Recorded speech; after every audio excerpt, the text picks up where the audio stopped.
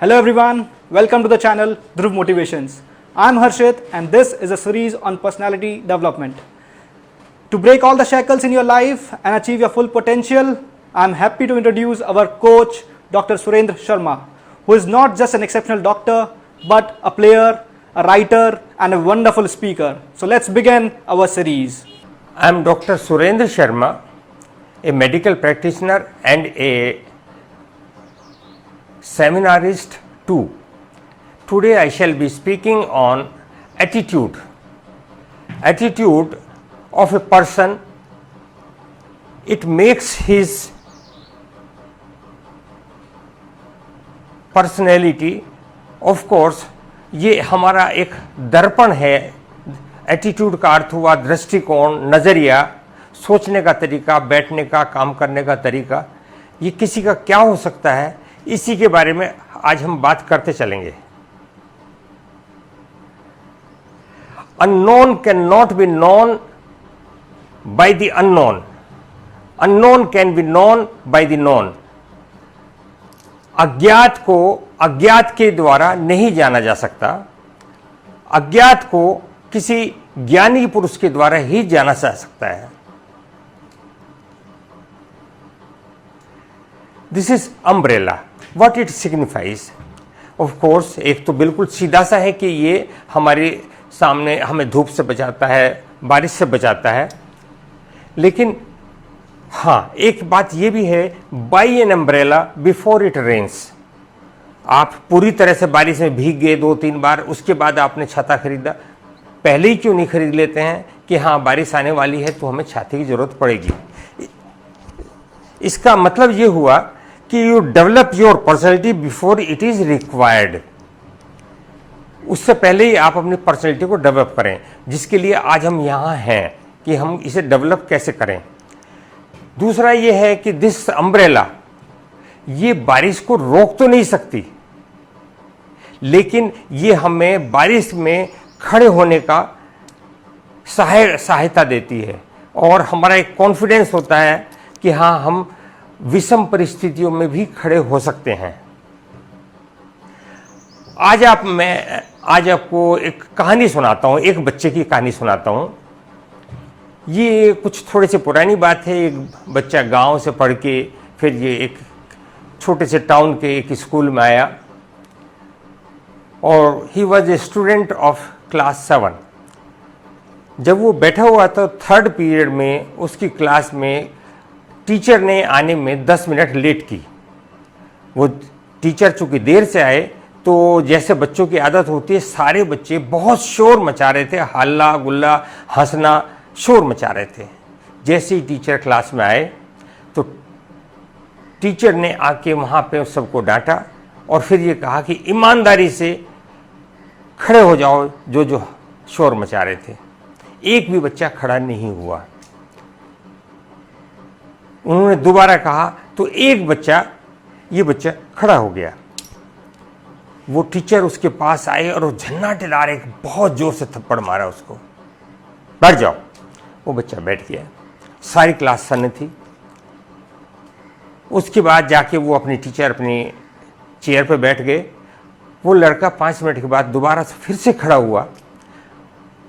लगता है तुम्हें थप्पड़ कुछ कम जोर से लगा.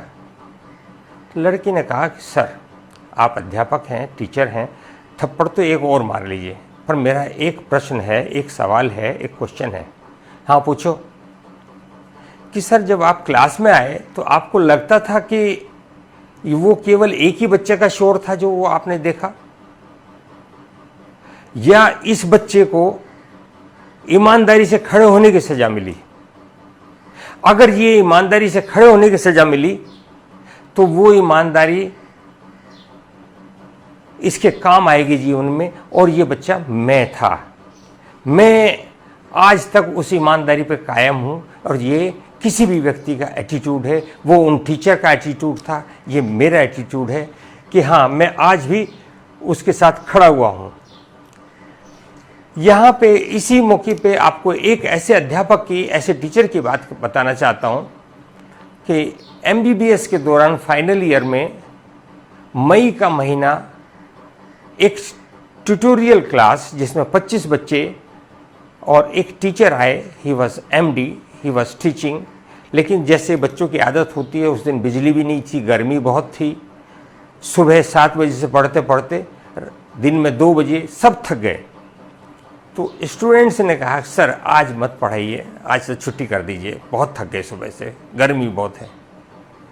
टीचर ने कहा कि ऐसा लगता है कि शायद कुछ टॉपिक ज़्यादा भारी हो गया, हल्का टॉपिक लेते हैं। नहीं सर आज तो छुट्टी कर दीजिए। तो टीचर ने कहा कि नहीं, देखो आप में से जो जाना चाहता हो वो चले जाओ, किसी की एब्सेंट नहीं लगाऊंगा, और अगर सब चले गए तो खाली डेस्क और बोर्ड को पढ़ाऊंगा, चेयर्स को पढ़ाऊंगा, मुझे तो आज की तनख्वाह मिलेगी। ये उन टीचर का उस वक्त का एटीट्यूड था कि हाँ मुझे काम करना है। 3 तरह के व्यक्तित्व होते हैं, 3 तरह के, एक होते हैं प्रोएक्टिव, एक होते हैं एक्टिव और एक होते हैं इनएक्टिव। किसी काम को आगे बढ़ चढ़ के स्वयं अपने आप कर लेना, बिना कहे हुए, टीचर ने नहीं कहा, माँ बाप ने नहीं कहा, पेरेंट्स ने नहीं कहा, अपने आप कर लिया। दूसरे होते हैं एक्टिव, उन्हें कह दिया तो वो काम को कर लेते हैं, काम उनका हो जाता है। तो तीसरे हैं इनएक्टिव। इनएक्टिव का अर्थ हुआ कि ऐसे बच्चे, उन्हें आप कुछ ही कहते रहिए, वो कुछ जू रेंगने वाली नहीं है। इसका एक सबसे बढ़िया उदाहरण दिया जाता है कि हाईवे के ऊपर या बहुत व्यस्त ट्रैफिक जहाँ होता है, ऐसा चौराहा, उस पर एक सांड बैठा हुआ है या भैंस बैठी हुई है, उस पर ट्रैफिक के आने जाने का कोई असर नहीं पड़ता। कोई उसको अगर एक ठेलता है तो वो जरा सा हिल के और फिर ऐसी बैठी रहती है, वो नहीं हिलती है। वो तीसरी तरह के इनएक्टिव होते हैं, उन पर कोई फर्क कहने सुनने का नहीं है। इसे शुद्ध हिंदी में अगर कहें तो 3 तरह के बच्चे हैं। एक होते हैं उत्तम, जो बिना कहे सब काम कर लेते हो। एक है मध्यम, जो वो कहने के बाद कर लेते हैं, ठीक से करते हैं। लेकिन एक होते हैं अधम, कुछ ही कहते रहिए, वो कुछ करने वाले नहीं हैं। इसमें ये एक बैलून सेलर है, गुब्बारे बेच रहा है। इसमें एक बच्चे ने कहा कि अंकल अंकल क्या ये ब्लू वाला बैलून ये उड़ सकता है हवा में? तो उसने समझाया कि नहीं, ये इसके कलर की वजह से नहीं उड़ता है, इसके अंदर क्या है, इसके अंदर हीलियम गैस है जिसकी वजह से ये उड़ता है। ऐसे ही आपका जो एटीट्यूड है, इट मेक्स यू फ्लाई, ये आपको दूसरों से अलग करता है और आप आकाश की ऊंचाइयों को छू सकते हैं। This is your attitude. फिर ये एटीट्यूड है क्या? एटीट्यूड किसी काम के करने का तरीका, नज़रिया, दृष्टिकोण। इसको ऐसा मानिए कि एक ऑफिसर ने अपने एक पीएन से कहा कि देखो हरफूल सिंह, तुम यू डू दिस वर्क। उसने जवाब दिया, sir I can not do this. इसके 2 अर्थ हैं। I can not do this means वो उस काम को करना जानता ही नहीं है, तो ही नीड्स स्किल्ड ट्रेनिंग, उसको सिखाया जाना चाहिए। दूसरा उसका अर्थ है कि नहीं, I will not do this work, he needs attitudinal training. जो हम यहाँ पे आज करने आए हैं, एटीट्यूड उसका गड़बड़ हो गया। इसको ऐसा मानिए कि एक ऑफिस में एक पोस्ट, पीएन की पोस्ट के लिए एडवर्टीजमेंट दिया, 50 आदमी आए, उसमें से एक आदमी सेलेक्ट हुआ। जो आदमी सेलेक्ट हुआ, जिस दिन वो ज्वाइन करता है, वो नाइसली कॉम्ड, बाल बहुत बढ़िया से निकाले हुए हैं, क्लीन शेव्ड है, बहुत बढ़िया ड्रेस पहने हुए है, जूते भी चमक रहे हैं, बहुत बढ़िया से नमस्ते करता है।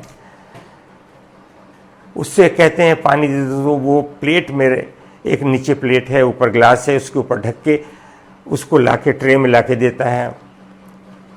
लेकिन जैसे ही वो उसका 1 साल एडोक पीरियड समाप्त होता है, तो उससे कहते हैं कि हरफूल सिंह जरा फाइल देना। अजी आपके बराबर में सेफ में तो रखी हुई है। हरफूल सिंह पानी पिलाओ। अभी लाऊं जी, थोड़ी देर में चलेगा।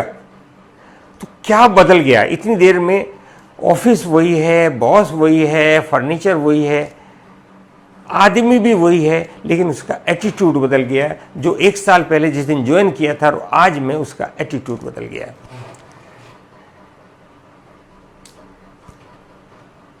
एटीट्यूड ये है आइसबर्ग फिनोमेनन। बड़ी बड़ी बर्फ की चट्टान जो समुद्र में डूबी रहती हैं, जिनसे समुद्र में ये समुद्री जहाज टकराता है, वो केवल 10% ऊपर दिखाई देती है, 90% नीचे होती है। ऐसे ही हमारा जो व्यक्तित्व है, ये बाहर से केवल उसका 10% दिखाई देता है, 90% तो अंदर है, जिसको हमको निखारना होता है हर एक व्यक्ति को। एक बहुत बढ़िया बात बताने जा रहा हूं, मैथमेटिक्स ऑफ एटीट्यूड। हालांकि मैं खुद साइंस का आदमी हूं और साइंस में भी बायोलॉजी का एक डॉक्टर हूं, लेकिन मैथमेटिक्स की थोड़ी सी बात आज करना चाहूंगा। मैथमेटिक्स ऑफ एटीट्यूड ये है क्या? ऐसा मान के चलिए ABCD XYZ, if A is equal to 1 and Z is equal to 26।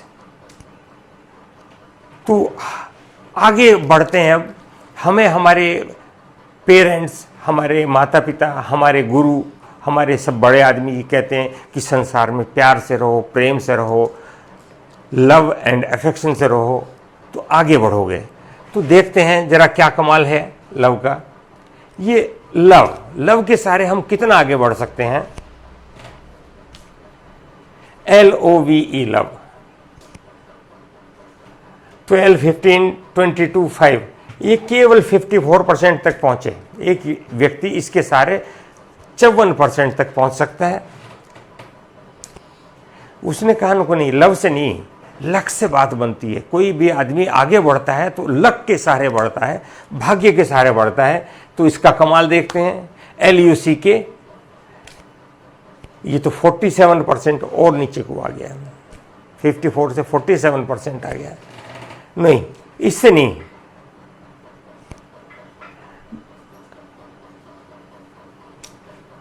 Hard work, मेहनत करो, खूब मेहनत करो, खूब मेहनत करो। मुझे मेरे बाप ने, उसे उसके बाप ने, उसे उसके बाप ने बताया था कि मेहनत करो, मेहनत करो, निश्चित रूप से सफलता मिलेगी।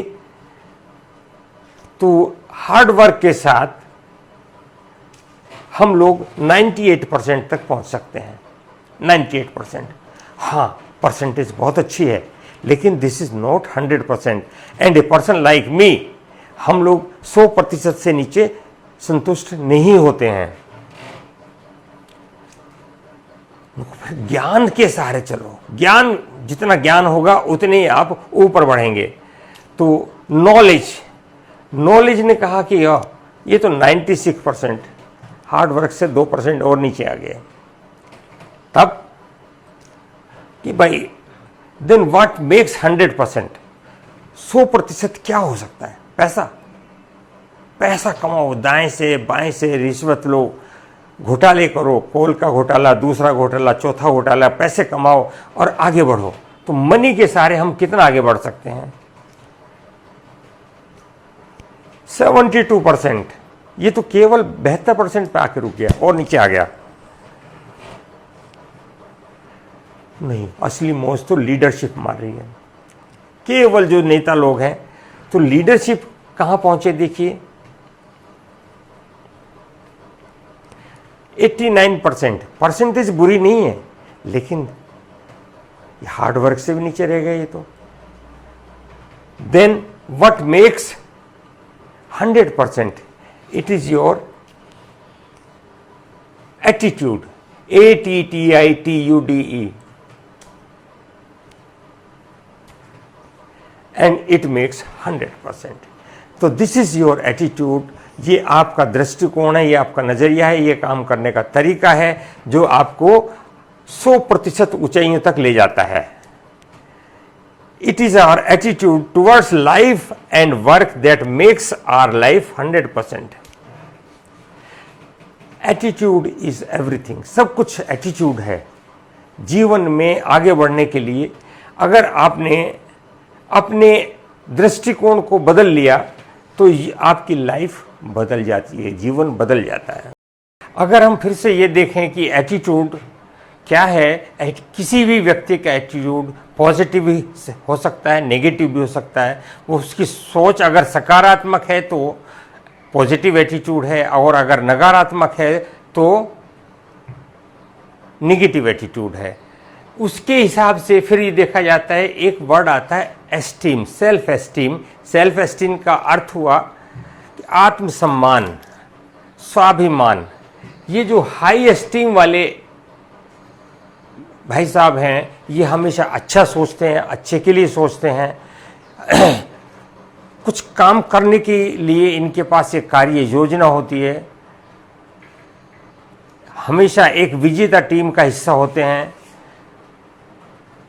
और ये जो दूसरे हैं लो एस्टीम, ये कभी कुछ नहीं करते हैं, केवल हवाई योजना बनाते हैं, दूसरों को करता हुआ देख के आश्चर्य करते हैं कि ये काम हो कैसे गया। ये एक टीम के हिस्से कर देते हैं, बजाय टीम को बनाने के उसको बिगाड़ते हैं, और हमेशा एक समस्या का हिस्सा होते हैं। समस्या का समाधान बड़े भाई साहब करते हैं, समस्या पैदा ये करते हैं। ये जो बड़े भाई साहब हैं हाई सेल्फ एस्टीम, ये हमेशा सोचकर बोलते हैं, और जो छोटे भाई साहब हैं निगेटिव थिंकर, ये हमेशा बोलकर बाद में सोचते हैं ये मैं क्या बोल गया। ये देखिए बायोलॉजी की चीज़ है, छोटी सी बात है। ये दो आपको एनिमल किंगडम से दो छोटे छोटे से प्राणी दिखाई दिए हैं, एक है स्टारफिश, एक है स्नेल। ये दोनों उथले पानी में, तालाब के किनारे, नदी के किनारे या समुद्र के किनारे में पाए जाते हैं। स्टारफिश के बीच में यहाँ पे बॉडी में एक छोटा सा अपर्चर, छोटा सा माउथ इसका होता है, जहाँ से ये पानी अंदर ले सकता है, भोजन ले सकता है। नेचुरली, स्वाभाविक रूप से स्नेल इसका भोजन नहीं है, लेकिन जिस वक्त ये स्नेल बहुत छोटा सा होता है तो कभी कभी ये इसको अंदर सटक लेती है स्टारफिश, लेकिन इसको ये पचा नहीं सकती। इसका इतना आवरण इतना कठोर होता है, ये पचा नहीं सकती। नाउ अब देखिए नेगेटिव एटीट्यूड का कमाल, कि इसने इसको खा तो लिया, पचा नहीं सकती। अब ये स्नेल धीरे धीरे साइज में बढ़ना शुरू होता है, बढ़ता बढ़ता बढ़ता it starts eating this starfish from with in. अंदर से उसको खोखला कर देता है, और एक दिन स्टारफिश मर जाती है। यही हमारा निगेटिव नकारात्मक सोच है, जो आज तो हमने अपने अंदर घुसने दिया उसको, लेकिन अंदर एक बार वो एंट्री पा गई तो फिर वो धीरे धीरे धीरे व्यक्ति का पतन होता चला जाता है। How to build positive attitude. अब सवाल ये आता है कि हम ये सकारात्मक सोच को पैदा कैसे करें। इसके पैदा करने का तरीका है, जो मौके हैं, अपॉर्चुनिटीज़ हैं, ये दोनों के लिए बराबर हैं। Negative thinkers, positive thinkers. Opportunity तो ये है, दोनों यहाँ खड़े हुए हैं, एक ये, दोनों देख रहे हैं, दोनों के लिए बराबर अपॉर्चुनिटी है। लेकिन positive persons give results and negative persons give reasons and pains. देखिए भाई, ये आपके ऑरा है, ये आपका आभा मंडल है, ये आपका एटीट्यूड बनाता है। इसमें दो सर्कल के हिसाब से ये दिखाया गया है। जो बाहर वाला ये सर्कल है, ये this is area of concern, और अंदर का जो सर्कल है ये है एरिया ऑफ इन्फ्लुएंस। ये दोनों क्या गुल खिलाते हैं वो ही बताना चाहता हूं। एरिया ऑफ कंसर्न, मेरी चाहत क्या है। मेरे पास एक मर्सिडीज कार होनी चाहिए, मेरे पास 3 मंजिल का मकान होना चाहिए, मैं कल एक MP, MLA, मिनिस्टर बन जाऊं, ये मेरी कंसर्न है। और मेरी तनख्वाह कम से कम 2.5 लाख रुपए महीना हो। Sorry. Area of influence. Area of influence का मतलब है आप कितने बढ़िया अभिनेता हैं, आप कितने बढ़िया नेता हैं, आप कितने बढ़िया वक्ता हैं, कैसे डिसिप्लिन्ड आदमी हैं, कि धैर्य आप में कितना है, पेशेंस है कि नहीं है, और आप पंक्चुअलिटी है कि नहीं है। ये आपका एरिया ऑफ इन्फ्लुएंस है, प्रभाव मंडल है, आपका प्रभाव कितना है। तो जैसे जैसे अगर हम आप पॉजिटिव एटीट्यूड हमको अपना बनाना है तो हमें अपना एरिया ऑफ इन्फ्लुएंस ये इसको बढ़ा के ऐसे ये बाहर को ये तो बड़ा करना है और एरिया ऑफ कंसर्न को कम से कम करते चले जाएं तो हमारा एटीट्यूड पॉजिटिव हो जाएगा। पॉजिटिव एटीट्यूड के लिए एक सज्जन ने बहुत बढ़िया बात बताई, यू लीव 3 थिंग्स, 3 चीज को छोड़ दीजिए, A B C, A for abuse, B for blame, C for criticism. दूसरों को गाली देना छोड़ दीजिए, अब्यूज, दूसरों को दोष देना छोड़ दीजिए और दूसरे की आलोचना करनी बंद कर दीजिए। ये पॉजिटिव एटीट्यूड बनाने का एक तरीका है। एंड एम्ब्रेस 3 थिंग्स, अपने अंदर 3 चीजों को आत्मसात कर लीजिए। ए एडजस्टमेंट, सामंजस्य स्थापित कीजिए, दूसरों को स्वीकार कीजिए और दूसरों को अप्रिशिएट कीजिए, उनकी बड़ाई भी कीजिए। अगर आप ये चाहते हैं कि मेरे अंदर भी पॉजिटिव एटीट्यूड हो, सकारात्मक सोच मेरी बने, तो अच्छा सोचें, अच्छे के लिए सोचें, दूसरे की बात को सुने और उस पर ध्यान दें, डिसिप्लिन्ड, अनुशासित बने, अवॉइड प्रोक्रास्टिनेशन, टाल मटोल की बात को छोड़ दें कि आज नहीं कल करेंगे, कल नहीं परसों करेंगे, हो जाएगा, कोई जल्दी नहीं है, आज का काम आज ही करें। To do today and now only, आज ही करना है और अभी करना है। ओवरलुक अदर्स मिस्टेक्स, दूसरे की कमियों को आप ओवरलुक करना सीखिए, अनदेखा कीजिए और अपनी मिस्टेक से कुछ सीखिए। मुझे ये मैंने पहले गलती की थी, इस बार ये गलती नहीं होनी चाहिए। अवॉइड एरोगेंस, अपने घमंड को त्यागिए। बी क्यूरियस एंड रिसेप्टिव, कुछ नया ज्ञान प्राप्त कहीं से हो उसे प्राप्त करना चाहिए। एंड एप्रिशिएट अदर्स, दूसरों को एप्रिशिएट करना सीखिए। चेंज इन एटीट्यूड, अगर आपका बदलना चाहते हैं आपको तो अपने परिवर्तन को बदलिए, आप खुद बदल जाएंगे। इसका कमाल देखिए, अगर मैं ये कोई भी आप में से जितने बैठे हुए हैं सब, कोई भी, if I change my thinking my beliefs are changed, if I change my beliefs my expectations are changed, if I change my expectations my attitude is changed, if I change my attitude my behavior is changed, if I change my behavior my performance is changed, if I change my performance my life is changed। इसको ऐसा मानिए कि पहले मुझे अपना विचार बदलना होगा तो मेरी जो अपेक्षाएं हैं जीवन से वो बदल जाएंगी विचार बदलते ही, और अगर मेरी अपेक्षाएं बदल गई तो एक्सपेक्टेशंस, जो इच्छाएं हैं वो बदल जाएंगी। अगर वो बदल गई तो मेरा एटीट्यूड बदल जाएगा, और अगर एटीट्यूड बदल गया तो मेरा व्यवहार बदल जाएगा, व्यवहार बदला तो परफॉर्मेंस बदल जाएगी, परफॉर्मेंस बदलते ही लाइफ बदल जाएगी। So to change my life I must change my thinking first. अपना जीवन बदलने के लिए पहले मुझे अपनी सोच बदलने की आवश्यकता है।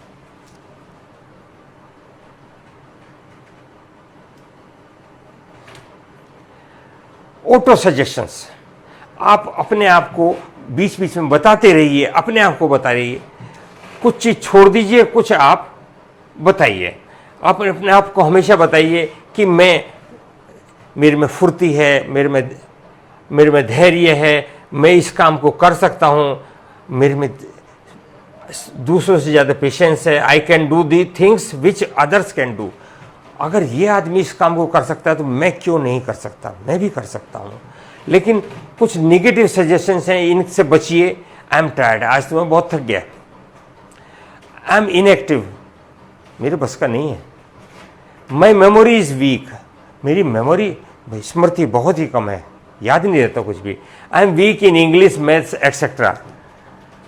जो ये लोग ये कहते हैं कि मेरी अंग्रेजी कमज़ोर है, तो अशोक महान और अकबर, धीरू भाई अंबानी, इन्हें भी अंग्रेजी नहीं आती थी, तो वो तो कभी आगे बढ़ ही नहीं सकते थे। एक किसी भाषा के सहारे आगे नहीं बढ़ा जा सकता, संपूर्णता लिए हुए आप आगे बढ़ सकते हैं। एक व्यक्ति हुए हैं अल्फ्रेड नोबल। अल्फ्रेड नोबल ने, ही वॉज ए साइंटिस्ट, उसने एक आविष्कार किया और वो था डायनामाइट। डायनामाइट उन्होंने ये विध्वंसकारी है जो दुश्मन की फौज को तबाह करता है, टैंक को तबाह करता है, पहाड़ तोड़ते हैं आजकल भी, या जो अनवांटेड बिल्डिंग है उनको तोड़ने में काम लिया जाता है। एक दिन जब इन्होंने ये किया डायनामाइट का आविष्कार, तो इन्होंने जो सुबह मॉर्निंग टी, जिस वक्त वो चाय पी रहे थे, तो उस वक्त एक उस ओबिचुअरी में, ओबिचुअरी का अर्थ हुआ जहां मरे हुए लोगों का ऐड आता है, उनकी सूचना आती है, उसमें ये पढ़ा कि डायनामाइट के आविष्कारक मौत के सौदागर अल्फ्रेड नोबल की मौत। अपनी मौत की खबर खुद पढ़ने लगे। अगले दिन अखबार में यह भी आया कि यह गलती से छप गया, उसके लिए माफी मांगी, लेकिन दिस चेंज्ड हिज एटीट्यूड। और मेरे मरने के बाद मुझे लोग बाग इस तरह से याद रखेंगे कि ये तो मौत का सौदागर था। तो उसने क्या किया, उसने एक प्राइज स्टार्ट किया कि जो संसार में बहुत बढ़िया एजुकेशनिस्ट होंगे, बहुत बढ़िया साइंटिस्ट होंगे, साइंस में, फिजिक्स में के अलग, केमिस्ट्री में अलग, बायोलॉजी में अलग, अलग अलग विधाओं में उसने एक नोबेल प्राइज़ किया। और आज हम अल्फ्रेड नोबल को नोबेल प्राइज़ के रूप में ज़्यादा जानते हैं, डायनामाइट के रूप में कम जानते हैं। तो हमें कुछ सकारात्मक करना चाहिए। ये नकारात्मक था और ये सकारात्मक हुआ। अब मैं आप लोगों के सबके सामने, जितने यहाँ बैठे हुए सबके सामने एक प्रश्न डालता हूँ, और ये बिल्कुल काल्पनिक प्रश्न है। काल्पनिक प्रश्न है कि if today happens to be the last day of your life, how would you like to be remembered after your death. आज आपके जीवन का ये आखिरी दिन है, कल आप नहीं रहेंगे, तो अपनी मौत के बाद आप कैसे याद किए जाएं, उसे एक बार जो आप चाहते हैं वो देखिए। आपकी मौत के बाद आपकी वाइफ आपको क्या याद करे। हम चाहते हैं कि वो ये सोचे, अरे बहुत ईमानदार व्यक्ति, बहुत कर्मठ आदमी, परिवार के लिए समर्पित, बच्चों के पीछे तो जान देने के लिए तैयार था। अगर कोई ये सोचता है तो वो अपनी पत्नी को मार के दिखाए। फिर आपका बॉस आपके बारे में क्या सोचे, जो आपका बॉस है, अरे भाई मर गया लेकिन था बहुत बढ़िया आदमी, बहुत ही लगनशील, जुझारू, कर्मठ, अनुशासित। आपके फ्रेंड्स आपके बारे में कैसे सोचें कि भाई व्यक्तित्व का धनी, इतना बढ़िया वक्ता, इतना बढ़िया प्लेयर, इतना बढ़िया कविता लिखता था, सुनाता था, ऐसा बढ़िया बोलने में तो क्या कहने, और सबसे बढ़िया इतना बढ़िया डॉक्टर। आपके बच्चे आपके बारे में क्या सोचें आपकी मृत्यु के बाद। अरे माई फादर और आर फादर, हमारे पिता इतने बढ़िया आदमी थे, संसार के सबसे बढ़िया वही व्यक्ति थे, वो हमें इतना प्यार करते थे, लेकिन उससे भी ज़्यादा अच्छी अच्छी शिक्षा देते थे, दीक्षा देते थे। अगर ये चाहते हैं तो ऐसा बनने की कोशिश कीजिए आज से। आपके पेरेंट्स, ऐसा मानिए कि पेरेंट्स अभी हैं लेकिन आप मर गए, तो आपकी मृत्यु के बाद आपके पेरेंट्स, आपके माता पिता आपके बारे में क्या सोचें। मैं ये चाहता हूँ कि वो सोचें, अरे वाह, हमें बड़ा गर्व है कि तेरे जैसे संतान को हमने जन्म दिया, तुमने हमारी इच्छाओं और अपेक्षाओं से ज़्यादा हमारी सेवा की, हमें गर्व है, तुम हमारे पुत्र हो। स्टूडेंट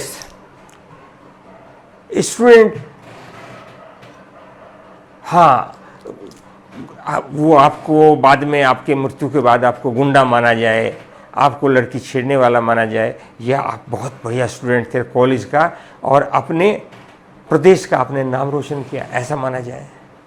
अगर आप टीचर रहे हैं तो आपको इसके बाद, मृत्यु के बाद आपको लोग कैसे जाने। मुझे आज भी बहुत सारे टीचर्स याद हैं। एक नॉन टीचिंग टीचर, टीचर है, तनख्वाह पूरी लेते हैं, लेकिन क्लास में पढ़ाने के लिए कभी नहीं आते हैं।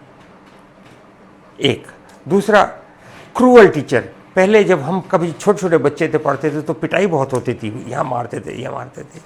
क्रूअल टीचर अभी बंद हो गया ये। या एक एरुडाइट और काइंड टीचर, अरे बहुत बढ़िया, वो चाहते थे कि बच्चे को कितना पढ़ा दूं, क्या इसको कितना अच्छा बना दूं। अब इनमें से क्या बनना चाहेंगे? व्यक्तित्व को अच्छा बनाने के लिए आपके स्ट्रॉन्ग पॉइंट्स क्या हो सकते हैं? पंक्चुअलिटी, समय से हर जगह पहुंचते हैं। कमिटमेंट, जो कह दिया वो कह दिया, हाँ उस पर आप दृढ़ रहते हैं।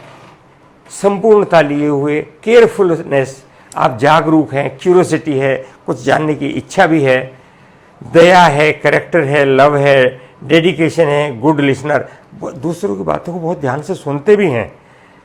कूल माइंडेडनेस, बहुत शांत रहते हैं, महेंद्र सिंह धोनी की तरह से बहुत शांत रहते हैं। ऑनेस्टी, वेलर, करेज, आप वीर भी बहुत हैं और आप में कुछ करने की इच्छा भी है। सिंसियरिटी है, ब्रेवरी है, पॉजिटिव एटीट्यूड है, कर्टेसी है, ओबीडियंट है एंड प्रोएक्टिव है। आगे बढ़ चढ़ के किसी काम को करते हैं तो आप पॉजिटिव एटीट्यूड है आपका। लेकिन ये चीज़ आपको छोड़नी होगी। वीक पॉइंट्स, जो हमारे अंदर की कुछ कमियां हैं, हमारे वीक पॉइंट्स हैं, जो आपका क्रोध है, टाल मटोल करने की इच्छा है, हॉट टेम्पर्ड, बात बात पे तुनक मिजाजी है, केवल अपने बारे में सेल्फिटी सोचना, माइजर, आप बहुत ही कंजूस हैं, एरोगेंट, घमंडी, तो ये आपको छोड़ना पड़ेगा। घमंड भी, आपकी आमदनी 10 रुपये है लेकिन आप 11 रुपये खर्च करते हैं तो एक्स्ट्रावेगेंट हैं, क्रूअल हैं, डिसऑनेस्ट हैं, बेईमान आदमी हैं। टेम्पटेशन फॉर, किसी चीज़ का एकदम से चाहत होना कि आज मुझे जलेबी खानी है, नहीं खाए तो सारा सर पे घर उठाया हुआ है, ये जीन्स चाहिए, ये जूते चाहिए, आज ही चाहिए, अभी चाहिए। तो इन चीज़ों को, वीक पॉइंट्स को छोड़ना है, स्ट्रॉन्ग पॉइंट्स को आपको अपने अंदर लेना है। ए डेवलप्ड पर्सनैलिटी, एक कोई व्यक्ति डेवलप हो गया है तो ये कैसे पता चलेगा? इसको पता करने का तरीका है, there is a rule of 7। इसको हम लोग कहते हैं विबग्योरियन पर्सनैलिटी और सतरंगी व्यक्तित्व। 7 का आंकड़ा ये क्या क्या गुल खिलाता है? जैसे इस पृथ्वी के ऊपर महाद्वीप 7 हैं, महासागर 7 हैं, सप्तऋषि मंडल में तारे 7 हैं।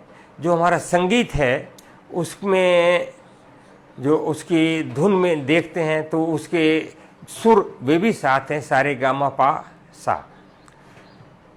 अगर हम ऊपर की तरफ देखें तो आसमान 7 हैं, जो हम किसी को कहते हैं तेरा दिमाग तो 7वें आसमान पर रहता है। तो एक व्यक्ति ने मेरे से कहा कि जी आप गिनवा सकते हैं? मैं कहा गिनो।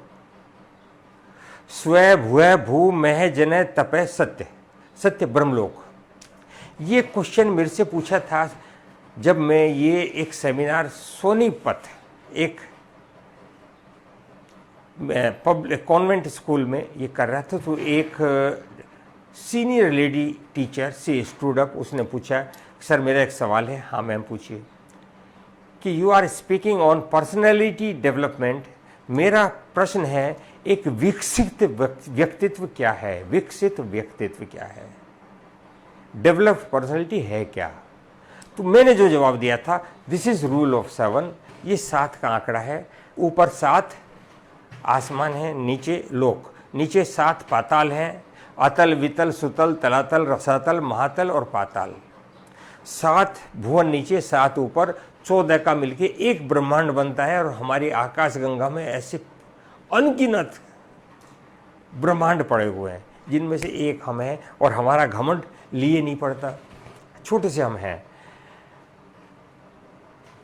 देखिए एक प्रकाश की किरण को, जो प्रकाश चारों तरफ हम देख रहे हैं, ये कलरलेस, इसका कोई रंग नहीं होता है।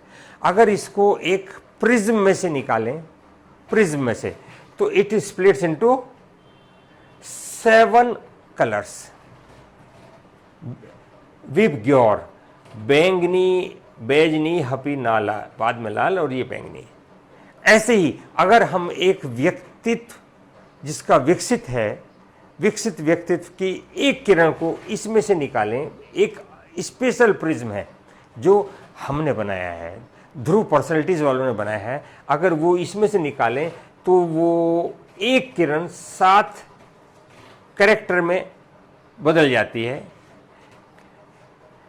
Number 1 character, number 2 commitment, courtesy, carefulness, curiosity, competence, योग्यता, एंड कंपेशन, दया भाव भी है। आपका चरित्र बहुत बढ़िया है, आप बात के धनी हैं, जो आपने कह दिया वो करते हैं। क्यूरियोसिटी है, कुछ जानने की करने की इच्छा भी है। केयरफुलनेस, आप बहुत जागरूक भी हैं। और कंपिटेंस, आप में योग्यता भी है और आप में दया भी है। यूं चेहरे पर उदासी न ओढ़िए जनाब, वक्त जरूर तकलीफ का है, लेकिन कटेगा मुस्कुराने से ही। तो आप भी मुस्कुराइए।